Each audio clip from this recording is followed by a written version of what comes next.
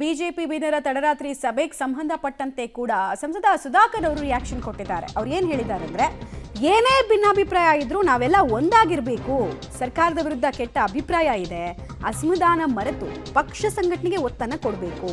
ಬಹಿರಂಗವಾಗಿ ಲಘುವಾಗಿ ಮಾತಾಡೋದು ಬೇಡ, ಏನೇ ಇದ್ರೂ ಹೈಕಮಾಂಡ್ ಬಳಿ ಹೇಳ್ಕೊಳ್ಳಿ ಅಂತ ಹೇಳೋದ್ರ ಮೂಲಕ ಒಗ್ಗಟ್ಟಿನ ಮಂತ್ರದ ಜಪ ಸುಧಾಕರ್ ಅವರು ಕೂಡ ಮಾಡ್ತಾ ಇದ್ದಾರೆ. ನೆನಪಿರಲಿ, ಈ ಜಿಲ್ಲಾಧ್ಯಕ್ಷರ ವಿಚಾರವಾಗಿ ಚಿಕ್ಕಬಳ್ಳಾಪುರ ಜಿಲ್ಲಾಧ್ಯಕ್ಷರ ನೇಮಕದ ವಿಚಾರದಲ್ಲಿ ಇವರಿಗೆ ಎಷ್ಟು ಅಸಮಾಧಾನ ಆಗಿತ್ತು, ಅದನ್ನು ಬಹಿರಂಗವಾಗಿ ಹೆಂಗೆ ಹೇಳ್ಕೊಂಡ್ರು ಅನ್ನೋದೆಲ್ಲ ನೋಡಿದ್ರಿ.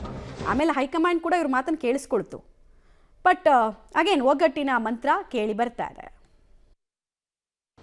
ಭಿನ್ನಾಭಿಪ್ರಾಯಗಳು ರಾಜಕಾರಣದಲ್ಲಿ ಇದ್ದೇ ಇರ್ತದೆ. ಇದೆಲ್ಲದರ ಹೊರತಾಗಿ ನಾವು ಪಕ್ಷವನ್ನು ಬಲವರ್ಧನೆ ಮಾಡುವಂಥದ್ದು ನಮ್ಮೆಲ್ಲರ ಕರ್ತವ್ಯ. ಇವತ್ತಿರುವಂಥ ಸ್ಥಿತಿ ನೋಡಿದ್ರೆ ಕರ್ನಾಟಕ ರಾಜ್ಯದಲ್ಲಿ ಭಾಳ ಒಳ್ಳೆಯ ಅವಕಾಶ ಭಾರತೀಯ ಜನತಾ ಪಕ್ಷಕ್ಕಿದೆ. ಹಾಗಾಗಿ ನಾವೆಲ್ಲ ಕೂಡ ಏನೇ ಭಿನ್ನಾಭಿಪ್ರಾಯಗಳಿದ್ರೂ ಕೂಡ ಅದನ್ನೆಲ್ಲ ಕೂಡ ಬದಿಗಿಟ್ಟು ನಾವು ಜೊತೆಯಲ್ಲಿ ಪಕ್ಷ ಸಂಘಟನೆಯನ್ನು ನಾವು ಮಾಡಬೇಕು ಅನ್ನೋದೇ ನನ್ನ ಒಂದು ಆಲೋಚನೆ. ರಾಜ್ಯಾಧ್ಯಕ್ಷರು ಈಗ ನಾನು ರಾಜ್ಯಾಧ್ಯಕ್ಷರ ಬಗ್ಗೆ ನಾನು ಲಘುವಾಗಿ ಮಾಧ್ಯಮದಲ್ಲಿ ಮಾತಾಡೋಕ್ಕಾಗಲ್ಲ. ಯಾರ್ಯಾರ ಅಭಿಪ್ರಾಯ ಏನಿದೆ ಅಂತೇಳಿ ಮಾಧ್ಯಮದ ಮುಂದೆನೂ ಹೇಳೋಕ್ಕಾಗಲ್ಲ ಅಲ್ವಾ. ಇದು ಆಂತರಿಕ ಪಕ್ಷದ ರಾಜಕೀಯ ಪಕ್ಷದ ಒಂದು ನಿಲುವಾಗ್ತದೆ. ಸೀನಿಯರ್ ಲೀಡರ್ಸ್ ಇರಲಿ, ನಮ್ಮದೇ ಆದಂಥ ವೇದಿಕೆ ಇರ್ತದೆ, ನಮ್ಮದೇ ಆದಂಥ ಹಿರಿಯ ಮುಖಂಡರುಗಳು ಕೇಂದ್ರದಲ್ಲಿರ್ತಾರೆ. ಅವರನ್ನು ಭೇಟಿಯಾಗಿ ನಮ್ಮ ಸಲಹೆಗಳು ಹೇಳಬೇಕು. ಅಂತಿಮವಾಗಿ ಅವ್ರು ಏನು ನಿರ್ಣಯ ಮಾಡ್ತಾರೆ ಅದಕ್ಕೆ ನಾವೆಲ್ಲ ಕೂಡ ತಲೆಬಾಗಬೇಕು. ನಾಯಕತ್ವ ಒಪ್ಕೊಂಡು ಕೆಲಸ ಮಾಡ್ಕೊಂಡು ಹೋಗ್ತೀವಿ ಸರ್. ಹೈಕಮಾಂಡ್ ಏನು ಹೇಳಿದ್ರೆ ಅದು ಮಾಡಬೇಕಾಗ್ತದೆ. ಬಿಜೆಪಿಯಲ್ಲಂತೂ ಲಾಂಗ್ ಪೆಂಡಿಂಗ್ ಪ್ರಾಸೆಸ್ ತುಂಬ ಇದೆ. ಒಂದು ಕೋರ್ ಕಮಿಟಿಯನ್ನು ಫಾರ್ಮ್ ಮಾಡಬೇಕು. ವಿಜೇಂದ್ರ ಅವರು ಅಧ್ಯಕ್ಷರಾಗಿದ್ದಾಗಲಿಂದಂತೂ ಅದನ್ನು ರಿವೈಸ್ ಮಾಡೇ ಇಲ್ಲ. ಕೋರ್ ಕಮಿಟಿ ಫಾರ್ಮ್ ಮಾಡಬೇಕು. ಇನ್ನೊಂದು ಕಡೆಗೆ ಓಕೆ, ಒಂದಷ್ಟು ಡೀಟೇಲ್ಸ್ ಇದೆ, ಅದನ್ನು ನೋಡ್ಬಿಡೋಣ, ಆಮೇಲೆ ಹೇಳ್ತೀನಿ ನಿಮಗೆ. ಅಮಿತ್ ಶಾಗೆ ಭಿನ್ನರ ಸಂದೇಶ ಏನು? ರಾಜ್ಯದಲ್ಲಿ ವಿಜೇಂದ್ರ ಪರ ಅಲೆ ಇಲ್ಲ, ವರ್ಚಸ್ ಇಲ್ಲ ಅನ್ನೋದನ್ನು ಮತ್ತೆ ಮತ್ತೆ ಹೇಳೋ ಪ್ರಯತ್ನವನ್ನು ಮಾಡ್ತಾ ಇದ್ದಾರೆ. ಬಟ್ ಈ ಸಲ ಸಿಸ್ಟಮ್ ಆಚೆಗೆ ನಿಂತು ಮಾಡೋದಲ್ಲ, ಸಿಸ್ಟಮ್ ಒಳಗೆ ನಿಂತು ಮಾಡ್ತೀನಿ ಅನ್ನೋ ರೀತಿಯಲ್ಲಿ ಇದ್ದಂಗೆ ಕಾಣಿಸ್ತಾ ಇದೆ. ತಂದೆ ಇಮೇಜ್ ಆಧಾರದಲ್ಲಿ ಎಲ್ಲವನ್ನೂ ಮಾಡ್ಬೋದು ಅನ್ನೋ ವಿಶ್ವಾಸ ಅವರಿಗೆ. ಬಟ್ ನಮ್ಮನ್ನೆಲ್ಲ ವಿಶ್ವಾಸಕ್ಕೆ ತಗೊಳ್ತಾ ಇಲ್ಲ. 1.25 ವರ್ಷದಿಂದ ವಿಜಯೇಂದ್ರ ರಾಜ್ಯಾಧ್ಯಕ್ಷರಾಗಿದ್ದಾರೆ. ಅಂದರೆ 2023 ಪ್ರಾಬಬ್ಲಿ ನವೆಂಬರ್ನಲ್ಲಿ ಅವರು ರಾಜ್ಯಾಧ್ಯಕ್ಷರಾಗಿದ್ದು. ಬಟ್ ಹೇಳ್ಕೊಳ್ಳುವಂತಹ ಲಾಭ ಪಕ್ಷಕ್ಕಾಗಿಲ್ಲ ಅನ್ನೋದನ್ನು ರೆಬಲ್ಸ್ ಹೇಳ್ತಾ ಇದ್ದಾರೆ. ಅವರಿಂದ ಹೇಳಿಕೊಳ್ಳುವ ಲಾಭ ಪಕ್ಷಕ್ಕಾಗಿಲ್ಲ. ಸರ್ಕಾರದ ವಿರುದ್ಧ ಸಮರ್ಥವಾಗಿ ಹೋರಾಟ ರೂಪಿಸುವಲ್ಲಿ ಅವರು ವಿಫಲರಾಗಿದ್ದಾರೆ. ಅಂದರೆ ಈ ಅಡ್ಮಿನಿಸ್ಟ್ರೇಟಿವ್ ಪಾಲಿಸಿಗಳು ತಪ್ಪಾದಾಗ ಅದನ್ನು ಹೋರಾಟ ಮಾಡಿ ಲಾಜಿಕಲ್ ಎಂಡಿಗೆ ತಗೊಂಡು ಹೋಗ್ತಾ ಇಲ್ಲ.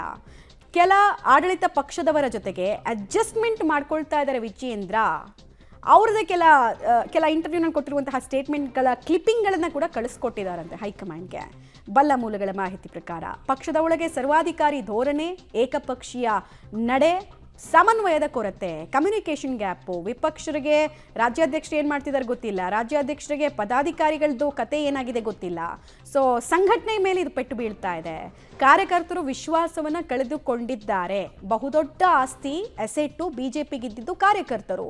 ಅವರೇ ನಮ್ಮ ಪರವಾಗಿ ಕೆಲಸ ಮಾಡ್ತಾ ಇಲ್ಲ ಈಗ ಅಂತೆಲ್ಲ ಆಕ್ಷೇಪವನ್ನು ಎತ್ತಿದ್ದಾರಂತೆ. ಅಮಿತ್ ಶಾ ಅವರ ಗಮನಕ್ಕೆ ಇದನ್ನೆಲ್ಲ ತರೋ ಪ್ರಯತ್ನವನ್ನು ಈಗಾಗಲೇ ಮಾಡಿದ್ದಾರೆ. ಇನ್ನೊಂದು ಹಂತದಲ್ಲಿ ಮಾಡ್ತಾ ಇದ್ದಾರಂತೆ. ವಿಜಯೇಂದ್ರ ಅವರು ಮುಂದುವರೆದ್ರೆ ಪಕ್ಷ ಅಧೋಗತಿಗೆ ಹೋಗುತ್ತೆ, ಪಕ್ಷದ ಅಧಪತನ ಆಗತ್ತೆ. JDS ಜೊತೆಗೆ ಮೈತ್ರಿ ಸಂಬಂಧ ಹಳಸ್ಬಿಟ್ಟಿದೆ, ಮೊದಲಿನ ಬಾಂಧವ್ಯ ಕೂಡ ನಮಗಿಲ್ಲ. ವಿಜೇಂದ್ರ ಮುಂದುವರಿಸೋದು ಪಕ್ಷದಲ್ಲಿ ಬಹುತೇಕರಿಗೆ ಒಪ್ಪಿಗೆ ಇಲ್ಲ. ನೋಡಿ, ಕೆಲವರು ಹೆಸರನ್ನು ಕೂಡ ಹೇಳಿದಾರಂತೆ, ಇವ್ರಿಗಿಷ್ಟ ಇಲ್ಲ, ಅವ್ರಿಗಿಷ್ಟ ಇಲ್ಲ ಅಂತೆಲ್ಲ ಹೇಳೋ ಪ್ರಯತ್ನವನ್ನು ಮಾಡಿದಾರಂತೆ. ಸೊ ಆಗಲೇ ಹೇಳ್ತಾ ಇದೆ, ಒಂದು ಕೋರ್ ಕಮಿಟಿದು ಕೂಡ ಫಾರ್ಮೇಷನ್ ಆಗಿಲ್ಲ, ಉಳಿದ ಜಿಲ್ಲಾಧ್ಯಕ್ಷರದ್ದು ಫಾರ್ಮೇಷನ್ ಆಗಿಲ್ಲ. ಸೊ ತುಂಬ ಲಾಂಗ್ ಡ್ಯೂ ಪೆಂಡಿಂಗ್ಸ್ ಇದ್ದಾವೆ. ಡೀಟೇಲ್ಸ್ ಕೊಡ್ತಾರೆ. ಮಸೂದ್ ನೇರ ಸಂಪರ್ಕದಲ್ಲಿ ಜಾಯ್ನ್ ಆಗ್ತಾ ಇದ್ದಾರೆ. ಮಸೂದ್, ಇಷ್ಟು ದಿನ ಬಿಜೆಪಿಯಲ್ಲಿ ಏನಾಗ್ತಿತ್ತಂದ್ರೆ ಸಮಸ್ಯೆ ಇದೆ ಅಂತ ಐಡೆಂಟಿಫಿಕೇಶನು ಮಾಡೋಕ್ಕೆ ಯಾರೂ ಹೋಗ್ತಿರ್ಲಿಲ್ಲ, ಇದೆ ಅಂತ ಒಪ್ಕೊಳ್ತಾನೂ ಇರಲಿಲ್ಲ. ಈಗ BS ಯಡಿಯೂರಪ್ಪ ಅವರು ಹೇಳಿದ್ದಾರೆ, ಅಸಮಾಧಾನಿತರ ಜೊತೆಗೆ ನಾನು ಮಾತುಕತೆ ಮಾಡೋದಕ್ಕೆ ಸಿದ್ಧ ಅಂತ. ಅಲ್ಲಿಗೆ ಪ್ಯಾಚ್ ವರ್ಕ್ ಕಾರ್ಯ BY ವಿಜಯೇಂದ್ರ ಮತ್ತು BS ಯಡಿಯೂರಪ್ಪ ಅವ್ರ ಕಡೆಯಿಂದ ಆಗುತ್ತೆ ಅನ್ನೋದು ತಿಳಿದು ಬರ್ತಾ ಇದೆ. ಇದು ಎಷ್ಟು ಮಟ್ಟಿಗೆ ಸಕ್ಸಸ್ ಆಗ್ಬೋದು ಅಥವಾ ಇದು ಟೂ ಲೇಟಾ?